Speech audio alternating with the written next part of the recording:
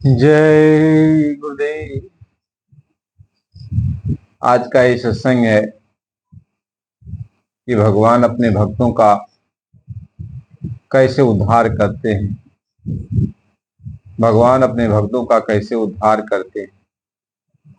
सदन कसाई की कथा बहुत जमाने की बात है। सदन कसाई मांस बेचा करता था। मांस बेचा करता था और जो है वो उसका नित्य का नियम था। वह एक बकरा रोज काटता था। एक बकरा काटता था और उसी को बेचता था। नित्य का उसका नियम था।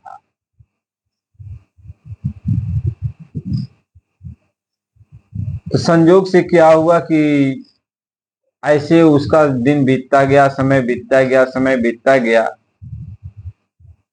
एक दिन उसके यहाँ मेहमान आ गए रात में और वो बकरा जितना जो काटा था वो सब बेच दिया था।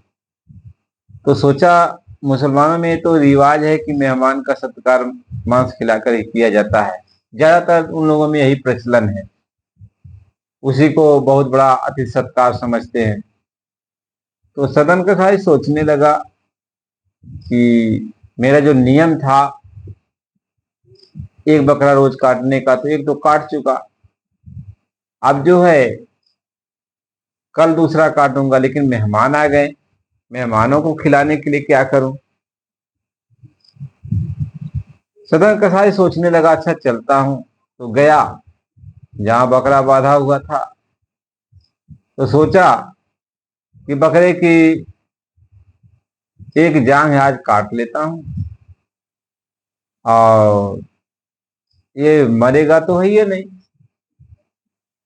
तो कल इसको पूरा इसका जो है कल फिर इसको काटूंगा, मेहमान की सेवा भी हो जाएगी। तो जब वो काटने के लिए चला, सोड़ी उसके जो है पैर की तरफ लगाना शुरू किया सदन कसाई, तो वह बकरा हंसने लगा। हंसने लगा तो सदन कसाई अचंभा हो गया कि आज ये बकरा क्यों हंस रहा। बकरा ने कहा, हे सदन, आज तक हमारा तुम्हारा ये अदला बदला चल रहा था कि कभी तुम मेरा गला काटते हो तो कभी मैं तेरा गला काटता हूं। ये अदला बदला चलता है, ये खत्म नहीं हुआ, बहुत समय से चलता आ रहा है। आज तुम मेरा काटेगा तो कल मैं तुम्हारा काटूंगा। लेकिन हंस ये रहा हूं कि आज तू एक नया नियम लगा रहा है कि आज मेरी एक जान को तू काटेगा तो रात भर मैं तड़पता रहूंगा, फिर कल मेरा तू गला काटेगा। तो ये तुमने जो है आज ये नया एक और बना रहा है भोगने भरने के लिए। यानी आज तू मेरा काटेगा पैर और रात भर मैं तड़पूंगा और कल तू मेरा गला काटेगा। तो जब मेरी बारी आएगी तो तुम्हारा भी मैं ऐसे ही काम करूंगा। सदर कसाई ने छोड़ी हुई तो बहा दिया और बकरे से हाथ जोड़कर कहा कि यह ज्ञान आपको किसने दिया। तो बकरे ने कहा, हमें तो इसका कोई ज्ञान नहीं था, लेकिन अकस्मात आज मेरे अंदर जैसे कोई ज्ञान पैदा हो गया। मैं बोलने लगा। तुम्हारी इस हरकत को देखकर हमारे अंदर एक ज्ञान आ गया। अभी मालिक नहीं, मालिक की ही कृपा होगी। सदन सोचने लगा कि जिस मालिक की कृपा से ये बकरा बोल सकता है, इसको भविष्य का ज्ञान हो सकता है, और मैं मनुष्य होकर के इतना अपराध कर रहा हूं। सदन कसाई जितना भी बकरा बांध रखा था अपने कटघरे में, सारे बकरों को छोड़ दिया, जंगल की तरफ छोड़ दिया। और सदन कसाई जो है उसी दिन से उसी दिन से जो है सदन कसाई ये ये धंधा बंद कर दिया।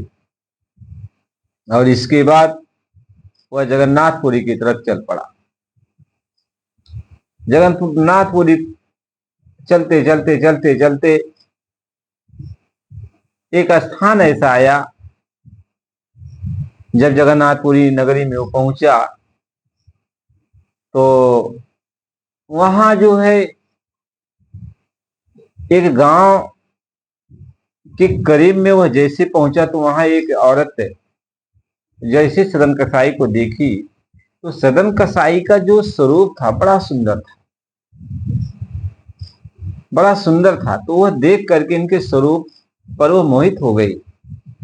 लेकिन जैसे उस उस युवती को कोई कह रहा हो कि हम तुम्हारे साथ विवाह तभी करेंगे जब तुम अपने पति को मार दोगी, उसके अंदर ऐसी भावना अपने आप आई। सोचा कि मेरा पति नहीं रहेगा तो मैं इस आदमी से शादी कर लूंगी। तो उसका पति सो रहा था तो वह गई अपने पति को ही मार दी। और जब पति को मार दी तो सदन के सामने आई, कही कि हम आपसे शादी करेंगे और आपके लिए हमने अपने पति को मार दिया। सदन ने कहा है तो तुमने उचित नहीं किया, बिना हमसे जाने समझे, हमसे तो तुमने पूछा नहीं और ये काम तूने बहुत गलत किया। हम तो ये काम करते नहीं हैं, हम शादी विवाह तो करेंगे नहीं।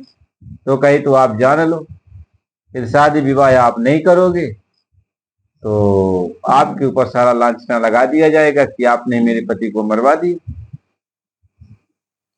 तो सदन कसाई सोचा कि जीवन भर तो हमने गलत काम किया ही, बकरों को काटा, कितना बड़ा पाप मेरे ऊपर लदा है। यही होगा मुझे कोई मौत की सजा दे देगा, लेकिन मैं ऐसा काम नहीं करूंगा। इनकार हो गया और उस औरत ने जो है हल्ला मचा दिया। और इसके बाद लोग उसको पकड़ लिए। फिर उस समय जो राजा थे, राजा के हवाले पे सदन कसाई को कर दिया गया। राजा ने कहा कि तुम अपनी बात बताओ, क्या सही क्या गलत। सदन कसाई ने कुछ नहीं कहा। राजा का हुक्म हो गया। तो सदन कसाई ने राजा से इतनी बात कहा था, मैं जगन्नाथपुरी जा रहा था जगन्नाथ भगवान का दर्शन करने के लिए, तो हमारा जान बख्श देना। तो राजा ने कहा जान तो बख्श दूंगा। तो उनका दोनों हाथ कटवा दिया राजा ने, सदन कसाई का। अब सदन कसाई जो है भाई, हाथ कट जाने पर दर्द कितना होता होगा, और इसके बाद खून बह रहा था शरीर से। अब थोड़ी दूर पर जगन्नाथपुरी था, लेकिन वह भगवान से यही प्रार्थना कर रहा था कि भगवान जब आपके धाम में मैं पहुंचूं, यानी जब तक आपका दर्शन न कर लूं तब तक मेरे प्राण पखेरु न निकले। अंदर उसके अंदर यह दृढ़ता थी और भगवान का अंदर अंदर स्मरण करते हुए भाई दर्द तो आवाज सहन नहीं हो रही थी। तो वहां पहुंचा, बहुत कष्ट झेलने के बाद, बहुत तकलीफ झेलने के बाद जगन्नाथपुरी धाम में पहुंच गया। और वहां दरवाजे पर जैसे पहुंचा उनको प्रणाम किया हाथ जोड़ करके। तो उसके पास हाथ नहीं था, लेकिन जो भुजाएं थे उसको ऐसे जोड़ा और सोचा मेरे पास हाथ होता आज मैं भगवान को हाथ जोड़कर उनको प्रणाम करता। तो लोगों की ये मान्यता है कि जब उसने भगवान से ऐसी प्रार्थना किया तो उसके हाथ आ गए और भगवान की उसने पूजा किया, अर्चना किया। और वही उसी जगन्नाथपुरी में अब वो रहने लगे, साधु बन करके रहने लगे, अपने जीवन को वहीं बिताने लगे, कथा कीर्तन भगवान की अपना कहने लगे। तो भगवान अपने भक्तों को कैसे कैसे बदल देते हैं, कैसे कैसे उनको खराब कर्मों से निकाल कर अच्छे कर्मों में लगाते हैं, ये भगवान की महिमा है। तो ये भगवान की महिमा है। इसलिए कहते हैं कि जो जड़ को करही चैतन्य, चैतन्य को करही जड़, ऐसे समर्थ रघुनाथ को भजो भजहि जीवते धन, जो जड़ को भी चेतन बना दे, चेतन को भी जड़ बना दे, जो सब समर्थ मालिक है, उसका हमें आपको भजन करना चाहिए, उसको हमें आपको याद करना चाहिए। भगवान तो भगवान है, हर जगह भगवान मौजूद है, सब में भगवान है, मालिक सब में है। जब घट घट में वो मालिक है तो सब जगह तो वो मालिक है ही है, सब घट के अंदर मालिक है। जीव जंतु से लेकर के हाथी घोड़े मनुष्य वगैरह याद सबके अंदर तो भगवान ही तो है, भगवान बैठा। तो जब भगवान सबके अंदर बैठा है तो फिर हम लोग एक दूसरे से नफरत क्यों करें? भगवान की भक्ति में लगे रहना चाहिए। आज का सत्संग बस इतना ही। ये है कि यदि आप नए हो तो चैनल को लाइक सब्सक्राइब कर लीजिए, फिर अगला सत्संग अगली वीडियो में आपको मिलेगा। जय गुरुदेव।